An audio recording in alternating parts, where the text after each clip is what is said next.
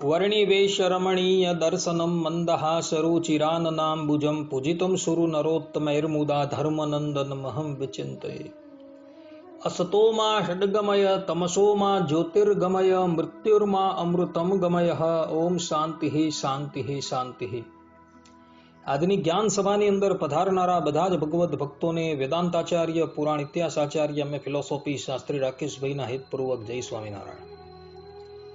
ભક્તો, ગયા વખતની જ્ઞાન સભાની અંદર આપણે બધાએ વ્રતાદેશ એટલે કે યજ્ઞોપવિત સંસ્કાર કેવી રીતના કરવાના હોય છે, ક્યારે કરવાના હોય છે વગેરે બાબતોનું સૂક્ષ્મતાથી અવલોકન કર્યું। અનંત કોટી બ્રહ્માંડ નાયક ભગવાન શ્રી રામ, ભગવાન શ્રી કૃષ્ણ, ભગવાન નરનારાયણ દેવ, ભગવાન વામન એટલે કે ઉપેન્દ્ર અને ભગવાન સ્વામિનારાયણ પણ જ્યારે મનુષ્ય વિગ્રહ ધારણ કરીને જ્યારે આ ધરાતલની ઉપર પધાર્યા ત્યારે તેઓએ પણ યજ્ઞોપવિત સંસ્કાર જે છે એ કરેલા હતા।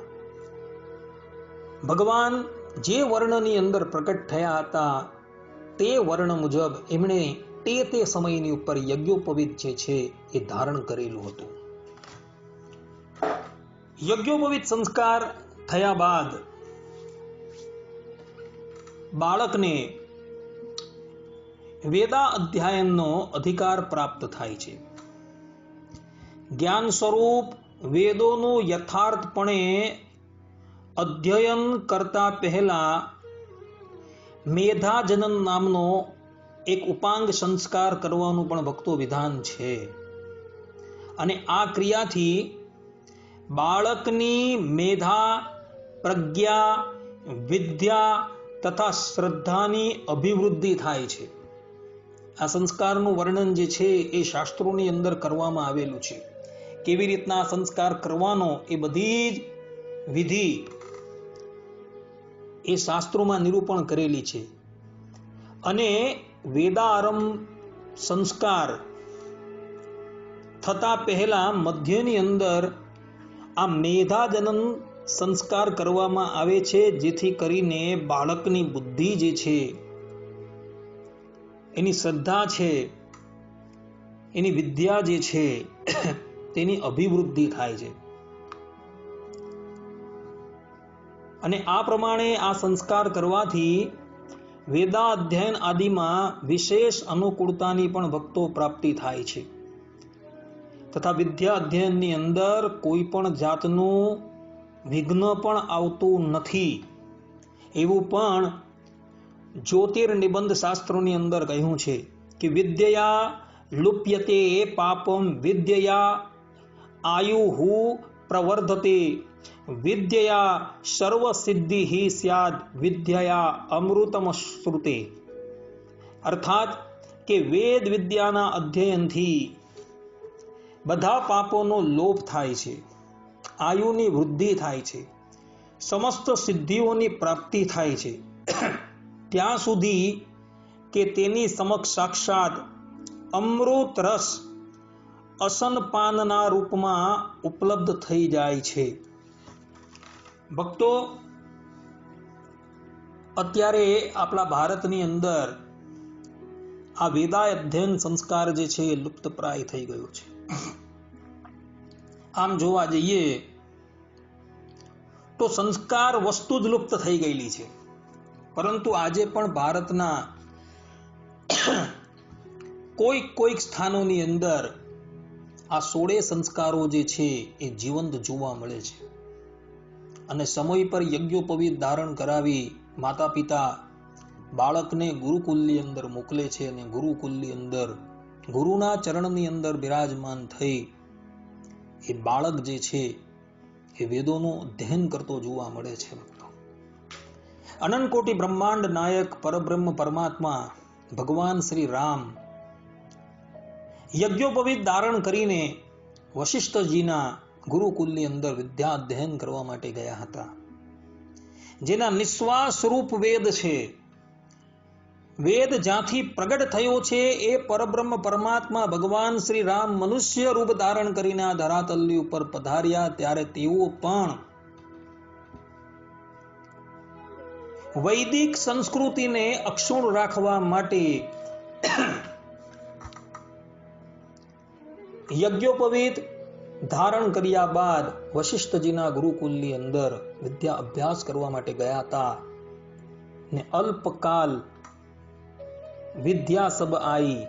ગોસ્વામીજી તુલસીદાસજી માનસની અંદર કહે છે તે પ્રમાણે અલ્પકાળની અંદર ભગવાન જે છે એ સમસ્ત વિદ્યાથી અલંકૃત થઈ ગયા હતા.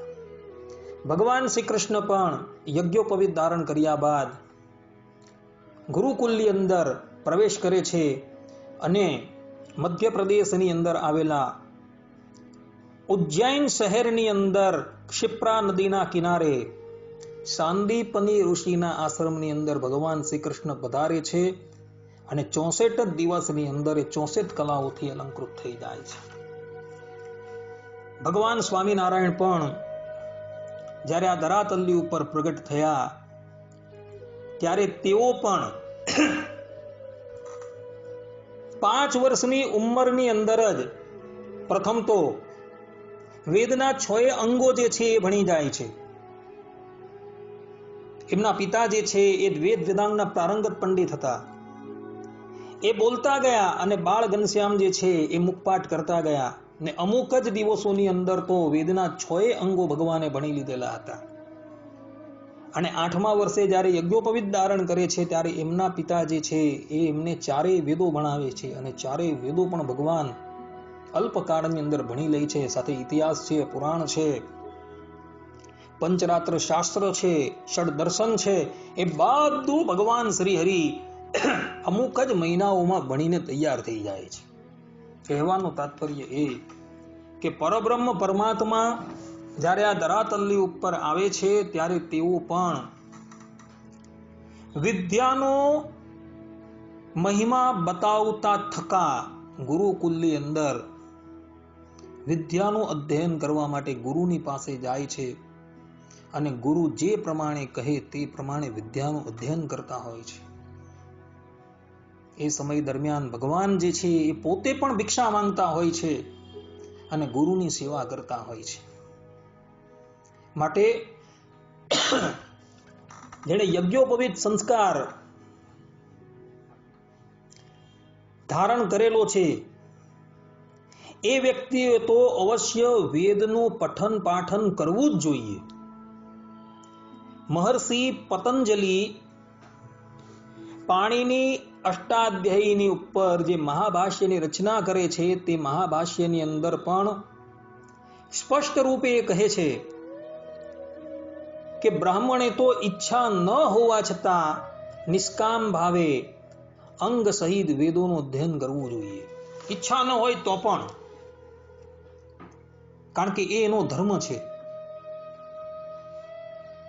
માટે જે દ્વિજ છે એણે તો અવશ્ય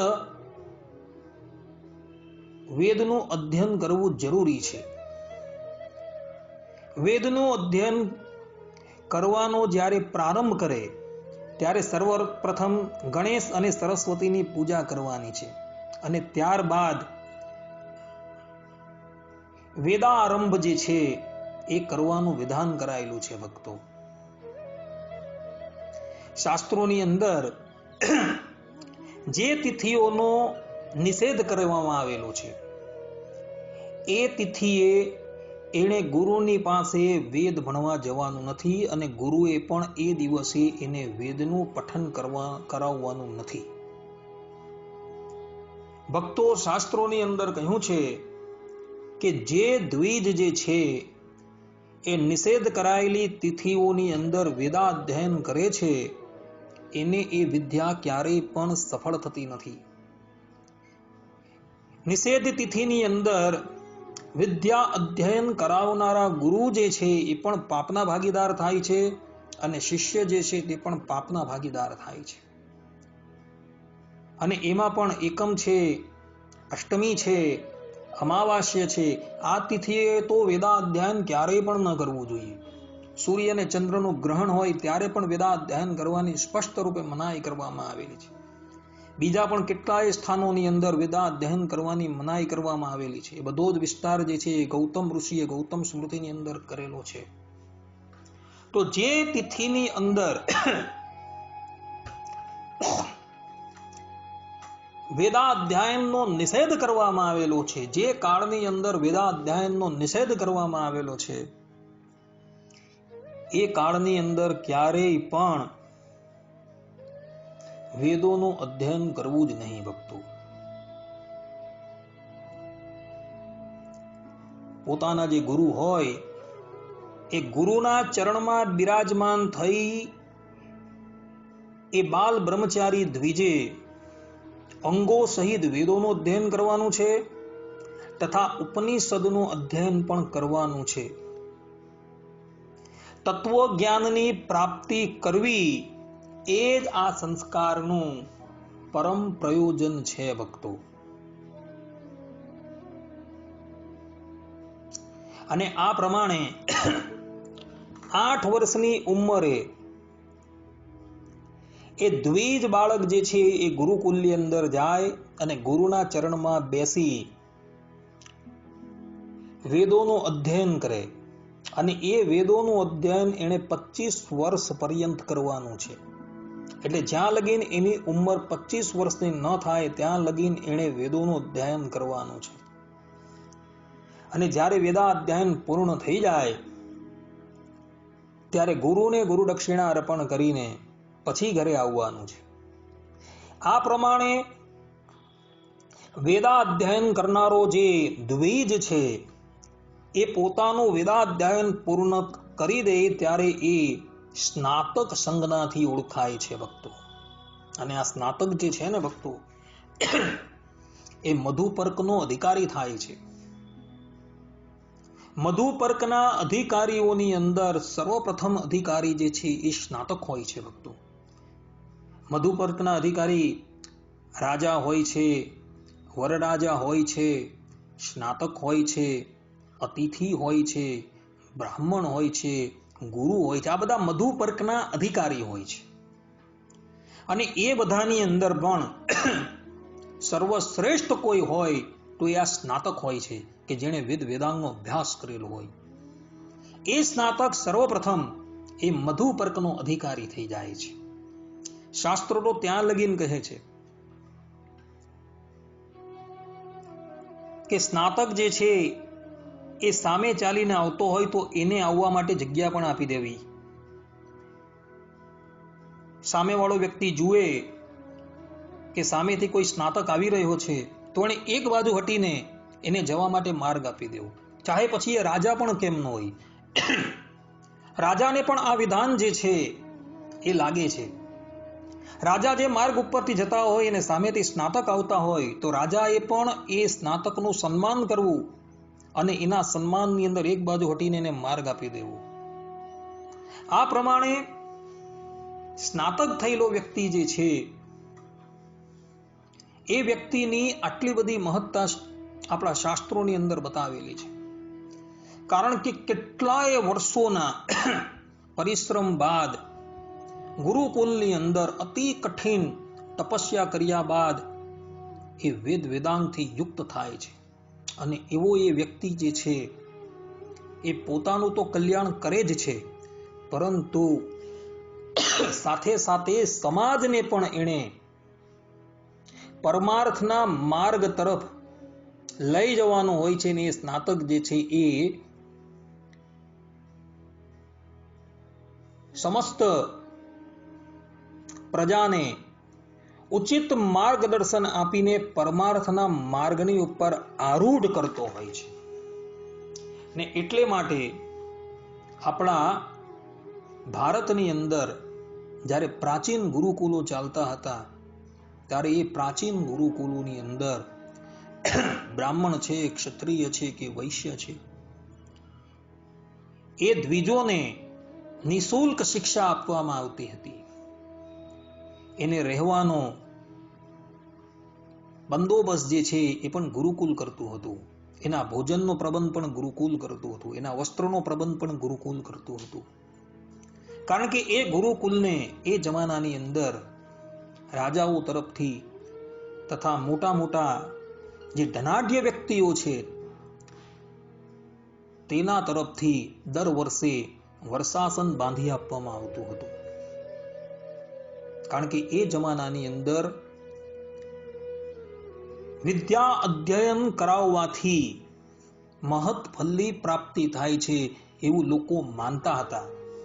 અને એને લઈને આ જે ગુરુકુલો ચાલતા હતા તેની અંદર એ મોટા મોટા શેઠો, સાહુકારો અને રાજાઓ નિશ્ચિત આવક જે છે એ દર વર્ષે આપી દેતા હતા, જેથી કરીને એ વિદ્યાર્થીઓ જે છે એ સુખેથી કોઈ પણ જાતની આર્થિક ચિંતા વગર અધ્યયન કરી શકતા હતા.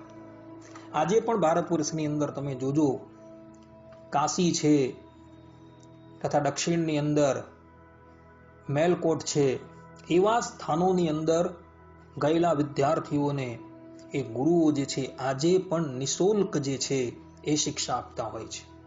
કારણ કે એ લોકો અનાદિકાળની જે પરંપરા જે છે તેને અક્ષુણ્ણ રાખવા માંગતા હોય છે. ને આજે પણ એ ભારત વર્ષની અંદર આ સ્થાનકોની અંદર નિઃશુલ્ક શિક્ષા જે છે એ પ્રદાન કરવામાં આવતી હોય છે. પરંતુ દુર્ભાગ્ય છે કે ભારત વર્ષની અંદર આવા વેદ વેદાંગના પ્રારંગત વિદ્વાનો હોવા છતાં અને નિઃશુલ્ક શિક્ષા આપવા હોવા છતાં પણ ભારતના એ દ્વિજો જે છે એ વેદ વિદ્યાથી બહિર્મુખ થતા જોવા મળે છે. એ લોકો બધા પણ પશ્ચિમી સંસ્કૃતિના રંગે રંગાઈને પોતાની જે સનાતન સંસ્કૃતિ જે છે તેની ઉપેક્ષા કરતા જોવા મળે છે અને રાક્ષસી સંસ્કૃતિની અંદર આરૂઢ થતા જોવા મળે છે. આજના દ્વિજને, આજના બ્રાહ્મણને વેદ વેદાંગ ભણીને પંડિત નથી થવું.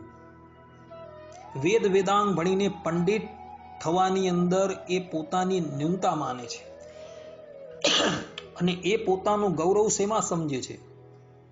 તો એ પોતાનું ગૌરવ કોઈક અતિશય દુષ્કર્મી વ્યક્તિ હોય એના ઘરે નોકરી કરવાની અંદર એ પોતાનું ગૌરવ સમજતો હોય છે. ધિક્કાર છે આવા વ્યક્તિઓને. માટે આ દ્વિજોને નમ્ર વિનંતી કે શાસ્ત્રોની અંદર જે પ્રમાણે યજ્ઞોપવિત ધારણ કરવાનું વિધાન છે તે પ્રમાણે યજ્ઞોપવિત ધારણ કરીને એ દ્વિજોએ વેદ વેદાંગનો અભ્યાસ કરવા માટે ગુરુકુલની અંદર જવું અને ગુરુકુલની અંદર રહીને વેદ વિદ્યાનું અધ્યયન કરવું, એવું આ સંસ્કારની અંદર જોવા મળે છે. આ પ્રમાણે વેદારંભ સંસ્કાર જે છે તે અહીં પૂર્ણ થાય છે. હવે પછીના પ્રવચનની અંદર આપણે કેશાંત સંસ્કાર એટલે કે ગોદાન સંસ્કારની વાત કરશું. ત્યાં લગીન બધા જ ભગવત ભક્તોને હેતપૂર્વક જય સ્વામિનારાયણ. સર્વે સંતો નિરામયઃ, સર્વે સુખીનો ભવંતુ, સર્વે ભદ્રાણી પશ્યંતુ, મા કશ્ચિત દુઃખ ભાગ ભવેત. અસ્તુ. જય સ્વામિનારાયણ.